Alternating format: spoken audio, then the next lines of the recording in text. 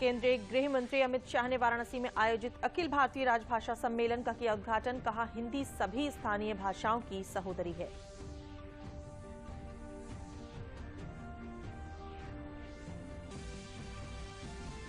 केंद्रीय गृह एवं सहकारिता मंत्री अमित शाह ने आजमगढ़ राज्य विश्वविद्यालय की रखी आधारशिला। कहा, हमने 10 विश्वविद्यालय और 40 मेडिकल कॉलेज बनवाए, जो कि हमने 2017 के घोषणा पत्र में कहा था। गृह एवं सहकारिता मंत्री अमित शाह ने बस्ती में अमर शहीद सत्यवान सिंह स्टेडियम में सांसद खेल महाकुंभ का किया शुभारंभ। कहा, नौजवानों में बढ़ा है खेल के प्रति लगाव।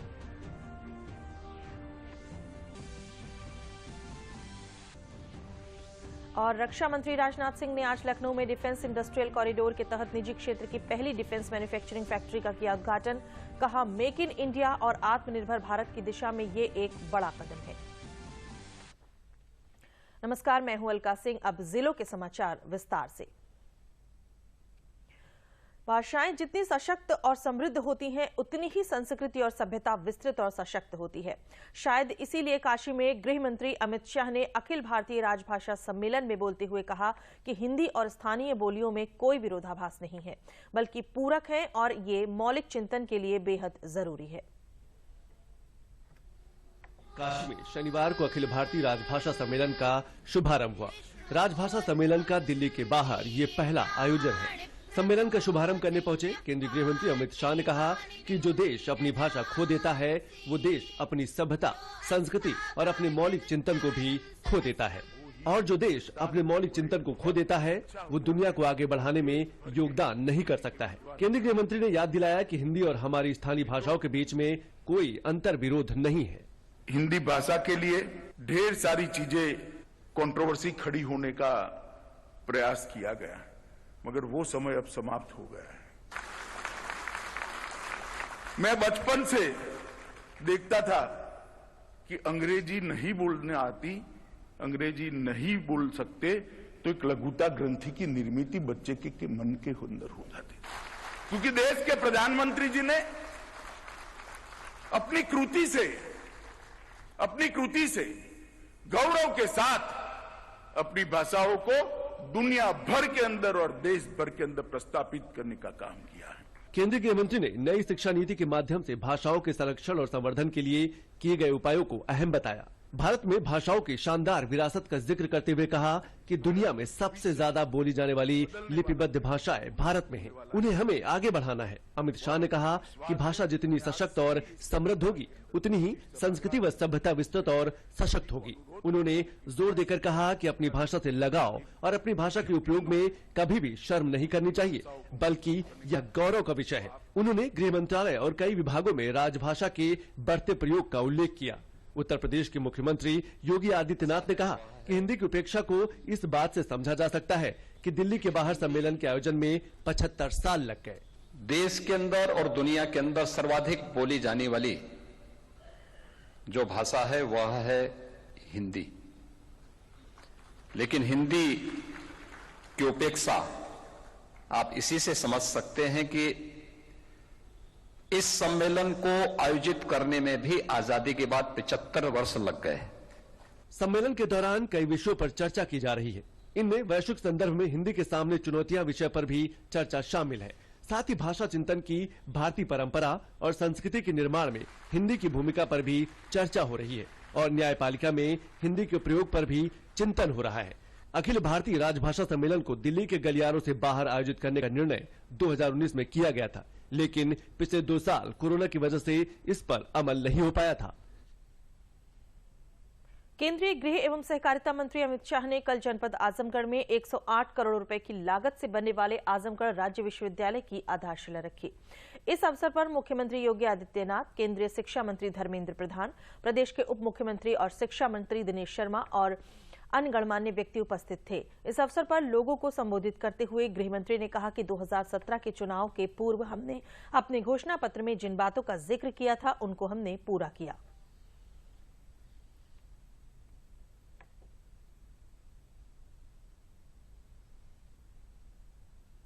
मित्रों, हमने कहा था 2017 में जब हमारा घोषणा पत्र बनाया, हमने कहा था कि 10 नए विश्वविद्यालय बनाएंगे। मैं जब यहां आया हूं तब 10 विद्यालय बनाने का काम आज पूरा हो गया है। शाकंभरी विश्वविद्यालय सहारनपुर, राजा महेंद्र प्रताप सिंह अलीगढ़, राजकीय विश्वविद्यालय आजमगढ़, अटल बिहारी वाजपेयी चिकित्सा विद्यालय लखनऊ, विधि विश्वविद्यालय प्रयागराज, खेल विश्वविद्यालय मेरठ, यूनाइटेड विश्वविद्यालय प्रयागराज, गोरखनाथ विश्वविद्यालय गोरखपुर, एफएसएल यूनिवर्सिटी और पुलिस एवं फोरेंसिक साइंस यूनिवर्सिटी। मित्रों, 40 मेडिकल कॉलेज बनाने का हमने वादा किया था। उस वक्त 10 मेडिकल कॉलेज 70 साल में बने थे। अब मोदी जी आजादी का अमृत महोत्सव मना रहे हैं। मैं आपको बताने आया हूं 40 मेडिकल कॉलेज बनाने का वादा भी हम पूरा कर रहे हैं। मुख्यमंत्री योगी आदित्यनाथ ने आजमगढ़ में कल राज्य विश्वविद्यालय के शिलान्यास के अवसर पर आजमगढ़ एवं आसपास हो रहे विकास कार्यों को गिनाया। वहीं उन्होंने समाजवादी पार्टी के मुखिया अखिलेश यादव पर तंज कसते हुए कहा कि वो अवसरवादी नेता हैं, लोगों के दुख दर्द में शामिल नहीं होते हैं। उन्होंने पिछली सरकारों पर आरोप लगाते हुए कहा कि पिछली सरकारों ने आजमगढ़ के लोगों की स्थिति ऐसी कर दी थी कि उनके लिए पहचान का संकट हो गया था। यहाँ के लोग बाहर जाते थे तो उनके लिए होटलों और धर्मशालाओं में कमरे नहीं मिलते थे।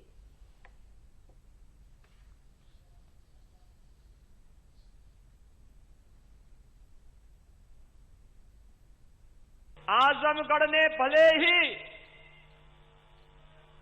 2 पूर्व मुख्यमंत्री दिए हो, लोकसभा में सांसद चुन करके भेजे हो, लेकिन उनके कारण आजमगढ़ की पहचान धूमिल ही हुई है। पहचान का संकट आजमगढ़ के सामने उन्होंने हमेशा खड़ा किया था।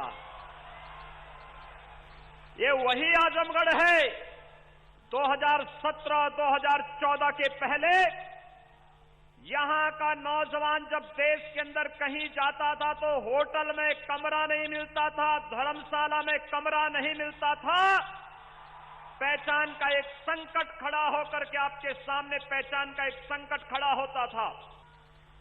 लेकिन पहले होता क्या था, नौकरी निकलती थी और नौकरी के साथ ही महाभारत के सभी रिश्ते निकल पड़ते थे वसूली में। कहीं चाचा है, कहीं मामा है, कहीं भांजा है, कहीं भतीजा है, ये सभी निकल पड़ते थे।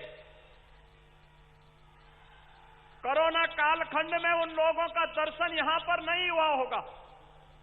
मैं आजमगढ़ वासियों से पूछता हूं कि आपके सांसद कोरोना में आपका हालचाल लेने आए थे? वे फिर भी नहीं आएंगे। चुनाव की सुगबगाहट होती है तो ये लोग भी कभी कभी आपके बीच में आएंगे, फिर गुमराह करके चले जाएंगे। मुख्यमंत्री ने इस अवसर पर कहा कि प्रदेश सरकार युवा स्मार्टफोन और टैबलेट देने जा रही है। अब उत्तर प्रदेश का युवा स्मार्ट बनेगा। साथ ही उन्होंने कहा कि प्रधानमंत्री अन्न योजना का विस्तार किया जा रहा है। अब ये दिसंबर से लेकर होली तक 15 करोड़ लोगों को मुफ्त अनाज उपलब्ध कराया जाएगा, जिसमें गेहूं और चावल के अलावा 1 किलो दाल, 1 किलो खाद्य तेल, 1 किलो चीनी और 1 किलो नमक शामिल है।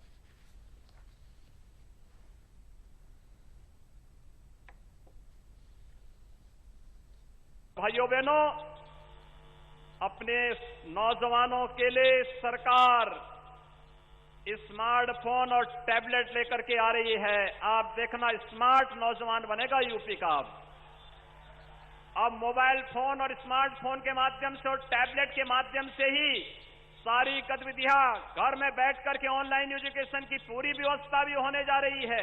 होली से लेकर दीपावली तक फ्री में राशन प्रधानमंत्री मोदी जी ने उत्तर प्रदेश के 15 करोड़ लोगों को दिया, देश के अंदर 80 करोड़ लोगों को दिया, और सरकार ने तय किया है कि दीपावली से कि होली तक उत्तर प्रदेश के इन 15 करोड़ लोगों को हम फ्री में राशन उपलब्ध करवाने का कार्य करेंगे। केंद्रीय गृह एवं सहकारिता मंत्री अमित शाह ने बस्ती में कल सांसद खेल महाकुंभ का शुभारंभ किया। इस अवसर पर मुख्यमंत्री योगी आदित्यनाथ, केंद्रीय खेल एवं युवा मामलों के मंत्री अनुराग सिंह ठाकुर, स्थानीय सांसद हरीश द्विवेदी सहित अन्य गणमान्य व्यक्ति उपस्थित रहे। इस अवसर पर जनसभा को संबोधित करते हुए गृह मंत्री अमित शाह ने कहा कि योगी सरकार के बनने के बाद पूर्वांचल में कोई माफिया नहीं बचा है। अब यहाँ लोग विकास की बात कर रहे हैं, माफिया पलायन कर चुके हैं। उन्होंने कहा कई क्षेत्रों में उत्तर प्रदेश नंबर 1 है और विकास की नई परिभाषा लिख रहा है। किसानों की कर्ज माफी से लेकर धान गेहूं खरीद तक सरकार ने अच्छा काम किया है। गन्ना मिलों को समय से चलाया गया है, किसानों का भुगतान कराया गया है, जिसका फायदा उत्तर प्रदेश के किसानों को मिला है।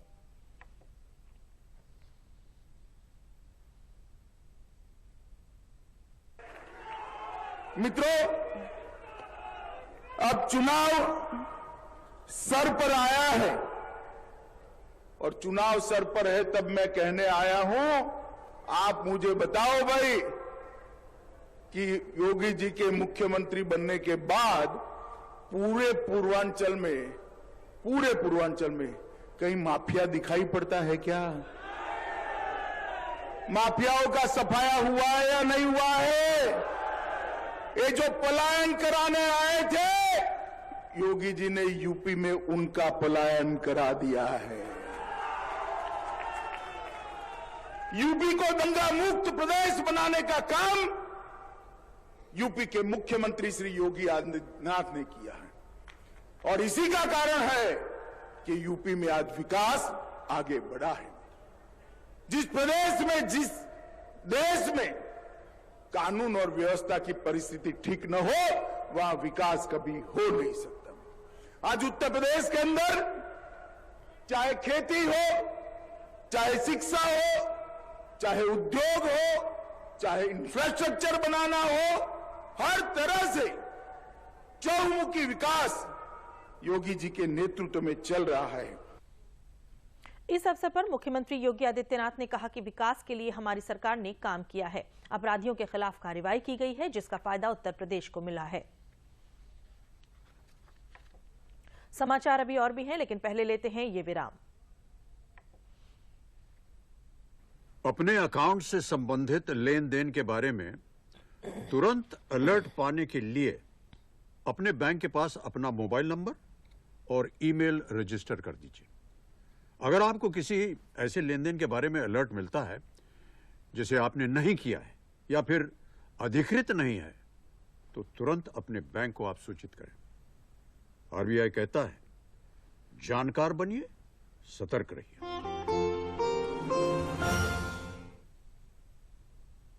रक्षा मंत्री राजनाथ सिंह ने कल लखनऊ में यूपी डिफेंस इंडस्ट्रियल कॉरिडोर के तहत पहली निजी क्षेत्र की डिफेंस मैन्युफैक्चरिंग फैक्ट्री का उद्घाटन किया। इस अवसर पर उन्होंने कहा कि मेक इन इंडिया और आत्मनिर्भर भारत की दिशा में ये एक बड़ा कदम है। इस इंडस्ट्री के यहां शुरुआत होने से पूरे क्षेत्र का विकास होगा। इतना ही नहीं, 10,000 से ज्यादा एमएसएमई रक्षा उत्पादन से जुड़ी हैं।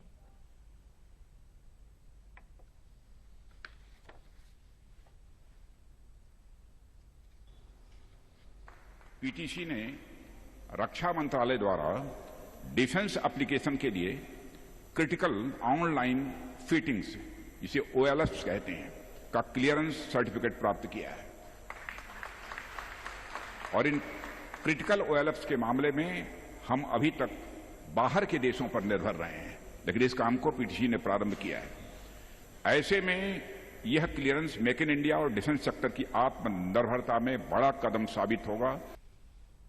उत्तर प्रदेश विधानसभा चुनाव को लेकर लगातार सभी पार्टियां बुंदेलखंड की तरफ रुख कर रही हैं।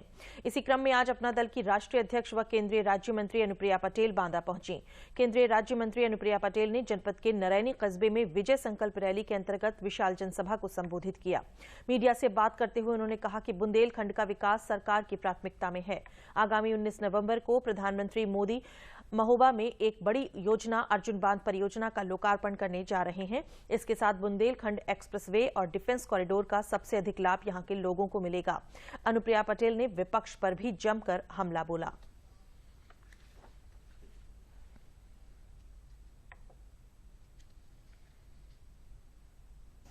डॉक्टर सोनीलाल पटेल ने अपना पूरा जीवन दबे कुचले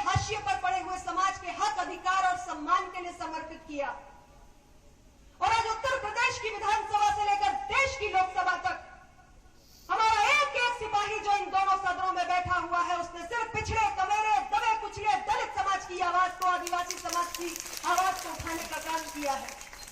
और ऐसे बहुत सारे मसले हैं जिनका निपटारा आज भारत की सरकार ने किया है। मैं आपको हालिया उदाहरण देना चाहती हूं, जो सालों से एक समस्या पिछड़े समाज के जो अभ्यर्थी हमारे मेडिकल की नीट की परीक्षा में लगातार उस इम्तिहान को दे रहे थे। वर्षों से यह मामला लटका हुआ था कि नीट की परीक्षा के तहत जो हमारे पिछड़ा वर्ग के अभ्यर्थी हैं, उनको ऑल इंडिया कोटा में जो पिछड़ों का आरक्षण है वो लागू नहीं था। और मैं गर्व से कहना चाहती हूं कि पूरी मजबूती से हमने इसके लिए आवाज उठाई है और आज ऑल इंडिया कोटा के तहत नीट की परीक्षा में एमबीबीएस और पीजी में पिछड़ों का 27% का आरक्षण लागू करने का काम भारत की सरकार ने किया है। अमेठी पहुंचे केंद्रीय पेट्रोलियम, प्राकृतिक गैस और केंद्रीय श्रम राज्य मंत्री रामेश्वर तेली राजीव गांधी पेट्रोलियम औद्योगिक संस्थान के दीक्षांत समारोह में शामिल हुए। इस दौरान उन्होंने 258 छात्र छात्राओं को उपाधि और मेडल प्रदान किए। इस अवसर पर उन्होंने उम्मीद जताते हुए कहा कि यहां के युवा छात्र, अध्यापक और सदस्य प्रधानमंत्री नरेंद्र मोदी के आत्मनिर्भर भारत के सपने को नया पंख देंगे। तेल और गैस के बढ़ते दामों पर मीडिया से बात करते हुए उन्होंने कहा कि इस पर हम लोग काम कर रहे हैं। आने वाले समय में बढ़ते दामों पर अंकुश लगेगा।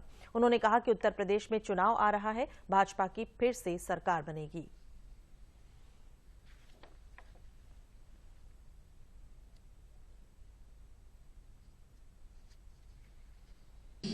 Rajiv Gandhi petroleum technology institute में दीक्षांत समारोह था।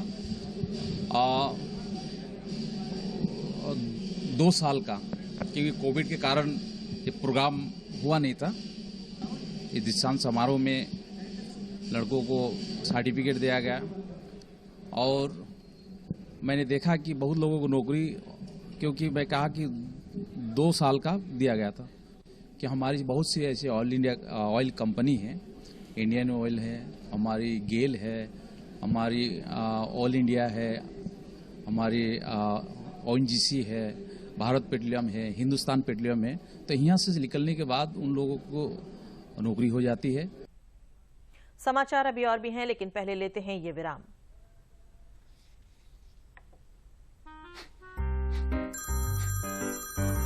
सर, आपका KYC अपडेट करना है, नहीं तो अकाउंट और ATM कार्ड ब्लॉक हो जाएगा। सावधान सावधान, 2.5 करोड़ का इनाम मुझे। देखिए, अनजाने कॉल्स, फर्जी ईमेल्स, लिंक्स और जाली ऐप से अपना पिन, OTP, पासवर्ड कभी भी किसी के साथ शेयर न करें। आप रहेंगे सावधान तो नहीं होगा नुकसान। RBI कहता है, जानकार बनिए, सतर्क रहिए। जालौन में केंद्रीय राज्य मंत्री भानु प्रताप वर्मा ने डिस्ट्रिक्ट कोऑपरेटिव बैंक में बने नवनिर्मित पंडित दीनदयाल उपाध्याय सभागार का लोकार्पण किया। इस अवसर पर केंद्रीय राज्य मंत्री ने कहा कि जनपद में कोऑपरेटिव की सोसाइटियां और बैंक उत्कृष्ट कार्य कर रहे हैं। प्रदेश भर में कोऑपरेटिव बैंकों की जारी की गई रैंकिंग में जनपद जालौन को 9वां स्थान मिला है। केंद्र सरकार ने कोऑपरेटिव को बढ़ावा देने के लिए अलग से मंत्रालय बनाया है, जिसका लाभ सोसाइटियों और किसानों को मिलेगा। उन्होंने कहा कि सरकार गाय के गोबर से आधुनिक पेंट बनाने की तैयारी कर रही है। इसके लिए लोगों को ट्रेनिंग भी दी जा रही है। इस उद्योग की स्थापना से अन्ना पशुओं से निजात मिलेगी। अन्ना पशुओं के गोबर से ही ये पेंट निर्मित किया जाएगा।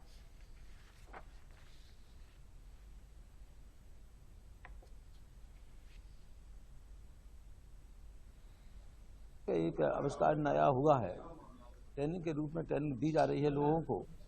और उसमें जो हमारे अन्ना पशु है या हमारी गाय है, आदिकाल से उसका गोबर उपयोग में आता था, कहीं उपले बनाने में, कहीं दीवारों पर पोताई के उसमें।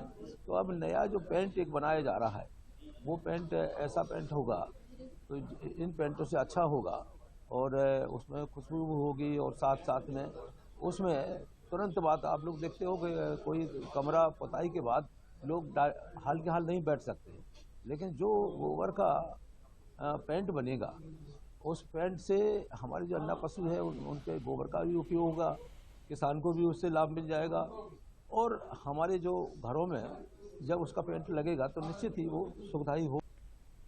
केंद्रीय सहकारिता राज्य मंत्री बीएल वर्मा ने कन्नौज जिले के सिमरिया गांव में आयोजित जनसभा को संबोधित करते हुए सरकार द्वारा चलाई जा रही जन कल्याणकारी योजनाओं के बारे में लोगों को जानकारी दी। उन्होंने पात्र लाभार्थियों से सरकार की योजनाओं का लाभ उठाने की अपील की। खाद की कमी को लेकर उन्होंने कहा कि खाद की कमी कहीं नहीं है, निर्बाध आपूर्ति के लिए सभी अधिकारियों को पहले ही निर्देशित कर दिया गया है। उन्होंने कहा कि 2017 में योगी सरकार बनने के बाद भ्रष्टाचार और माफियाओं पर अंकुश लगा है।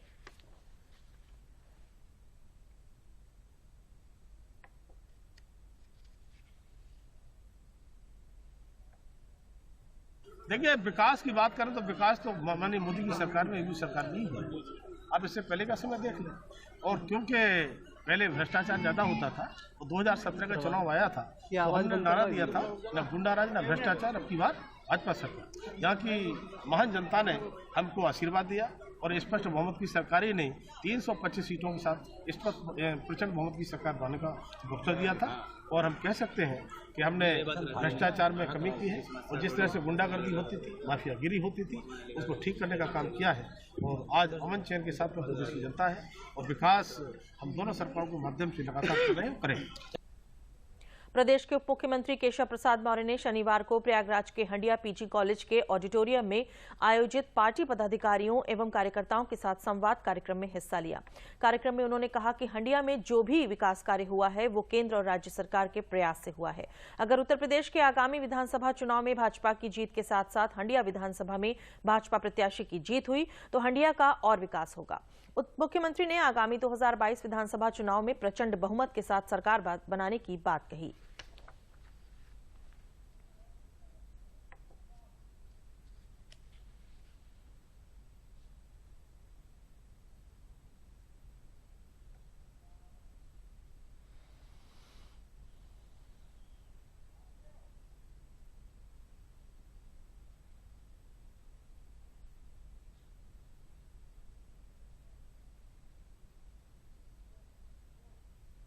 बुंदेलखंड के जनपद हमीरपुर में जल शक्ति मंत्री महेंद्र सिंह ने जिला स्तरीय अधिकारियों के साथ जल जीवन मिशन के कार्यों की समीक्षा की। उन्होंने जल जीवन मिशन के कार्यों में युद्ध स्तर पर कार्य करने के भी निर्देश दिए। उन्होंने प्रधानमंत्री नरेंद्र मोदी के महोबा कार्यक्रम को लेकर संगठन और पार्टी कार्यकर्ताओं में जोश भरने के उद्देश्य से कार्यकर्ताओं के साथ बैठक की। इस अवसर पर उन्होंने बताया कि वर्तमान केंद्र व प्रदेश सरकार के नेतृत्व में बुंदेलखंड का चतुर्दिक विकास हो रहा है। प्रधानमंत्री द्वारा महोबा जिले की लाइफलाइन अर्जुन सहायक परियोजना का लोकार्पण किया जाएगा। उन्होंने बताया कि इस परियोजना से महोबा, हमीरपुर व बांदा जिले के लाखों किसान लाभान्वित होंगे। बुंदेलखंड के चतुर्दिक विकास के लिए भारतीय जनता पार्टी सरकार कृत संकल्पित है और उसके तहत आदरणीय प्रधानमंत्री नरेंद्र भाई मोदी ने बहुत बड़ा तोहफा दिया है बुंदेलखंड को। और आदरणीय मुख्यमंत्री योगी आदित्यनाथ जी के नेतृत्व में बुंदेलखंड का चतुर्दिक विकास हो रहा है और उसी में अर्जुन सहायक परियोजना जो किसानों के लिए बहुत महत्वपूर्ण परियोजना है, जिसके माध्यम से महोबा, हमीरपुर और बांदा के किसानों के खेत तक पानी पहुंचेगा। उस परियोजना को भारतीय जनता पार्टी सरकार, योगी सरकार ने पूरा किया है। उसका लोकार्पण करने के लिए आदरणीय प्रधानमंत्री नरेंद्र भाई मोदी 19 तारीख को महोबा की धरती पर पधार रहे हैं। और जिस तरीके से हर घर नल जल योजना आदरणीय प्रधानमंत्री जी ने जल जीवन मिशन के तहत दिया है और अटल भूजल योजना के तहत वाटर रिचार्जिंग की व्यवस्था किया है और प्रधानमंत्री कृषि सिंचाई योजना के तहत उन्होंने खेतों तक पानी पहुंचाने की व्यवस्था कराई है।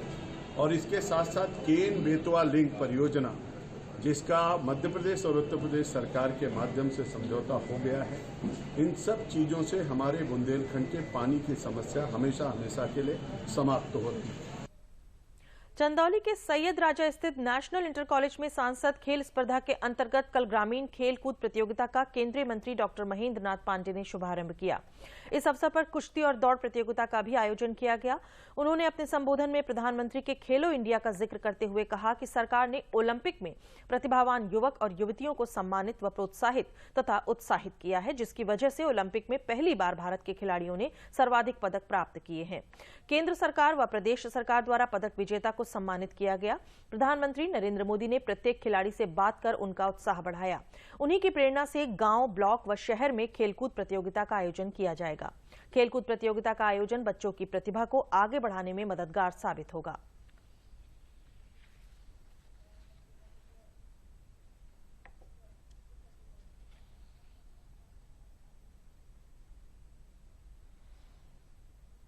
सांसद खेल स्पर्धा चंदौली में शुरू की गई है और उसकी ये शुरुआत हुई है बरहनी ब्लॉक में। हर ब्लॉक में गांव, ब्लॉक, जिला से ऐसे होकर इसको शुरुआत की गई है। 30 नवंबर को इसका समारोह है। इसका उद्देश्य है गांव-गांव में, नगर में खेल का वातावरण बनाना, जनता के बीच में खेल के प्रति जागरूकता पैदा करना और नौजवान और खेल प्रेमियों का, खेल में भाग लेने वालों का उत्साहवर्धन है।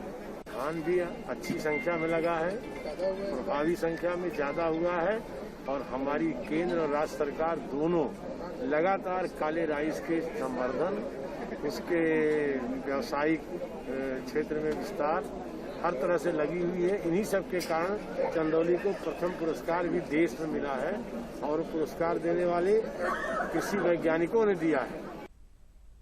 आजादी का अमृत महोत्सव के अंतर्गत रायबरेली के मॉडर्न रेल कोच फैक्ट्री के सरस्वती ऑडिटोरियम में उत्तर प्रदेश राज्य विधिक सेवा प्राधिकरण के तत्वाधान में मेगा विधिक सेवा कार्यक्रम आयोजित किया गया।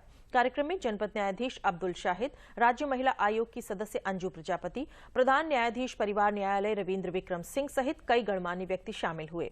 कार्यक्रम में प्रधानमंत्री आवास योजना के अंतर्गत लाभार्थियों को घर की चाबी, दिव्यांगजनों को ट्राईसाइकिल, श्रवण यंत्र, किसान सम्मान निधि के लाभार्थियों को प्रमाण पत्र सहित विभिन्न जन कल्याणकारी योजनाओं के 200 लाभार्थियों को लाभ वितरित किए गए।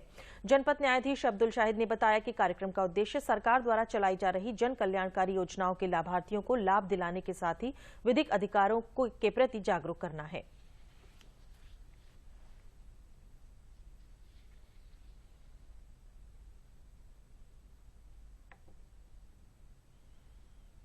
राज्य के द्वारा चलाई जा रही विभिन्न योजनाओं के अंतर्गत 200 लाभार्थियों को लाभ प्रदान किया गया है, जिसमें दिव्यांगजन भी शामिल हैं, वृद्ध भी शामिल हैं, महिलाएं भी शामिल हैं और समाज के प्रत्येक अंक और प्रत्येक व्यक्ति को इसमें शामिल करने का प्रयास किया गया है और उनको लाभ प्रदान किए गए। इसका मुख्य उद्देश्य ये है कि प्रत्येक स्तर के ऊपर जो अंतिम व्यक्ति है, तहसील का, गांव का, वो उसको अपने विधिक अधिकारों का ज्ञान होना चाहिए और विधिक अधिकारों के बारे में उसको जानना चाहिए और जो उसके विधिक अधिकार हैं और यदि उसको कानूनी सहायता में किसी भी प्रकार की कोई दुविधा होती है तो हमारे कार्यालय में वो संपर्क कर सकता है और जिसकी 3 लाख रुपए से कम तक की आय है उसको हम फ्री लीगल एड प्रोवाइड करते हैं।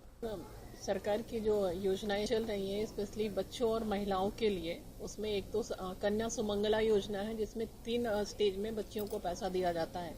एक तो बच्ची जब पैदा होती है, दूसरा जब वो पढ़ने जाती है, तीसरा जब वो वहाँ से पास आउट होती है।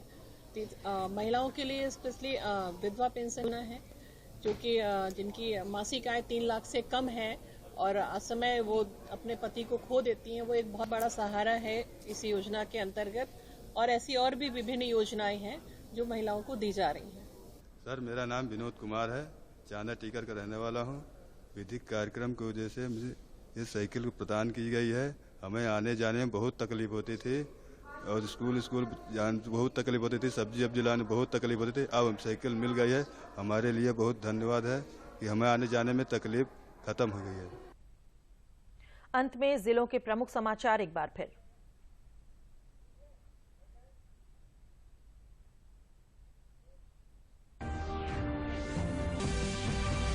केंद्रीय गृह मंत्री अमित शाह ने वाराणसी में आयोजित अखिल भारतीय राजभाषा सम्मेलन का किया उद्घाटन। कहा, हिंदी सभी स्थानीय भाषाओं की सहोदरी है।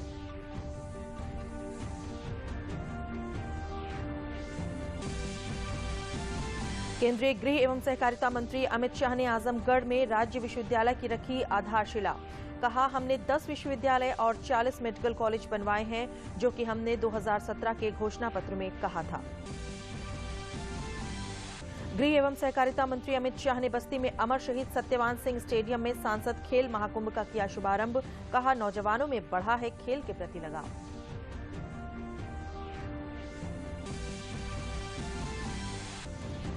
और रक्षा मंत्री राजनाथ सिंह ने आज लखनऊ में डिफेंस इंडस्ट्रियल कॉरिडोर के तहत निजी क्षेत्र की पहली डिफेंस मैन्युफैक्चरिंग फैक्ट्री का किया उद्घाटन। कहा, मेक इन इंडिया और आत्मनिर्भर भारत की दिशा में ये एक बड़ा कदम है। जिलों के समाचारों में बस इतना ही। नमस्कार।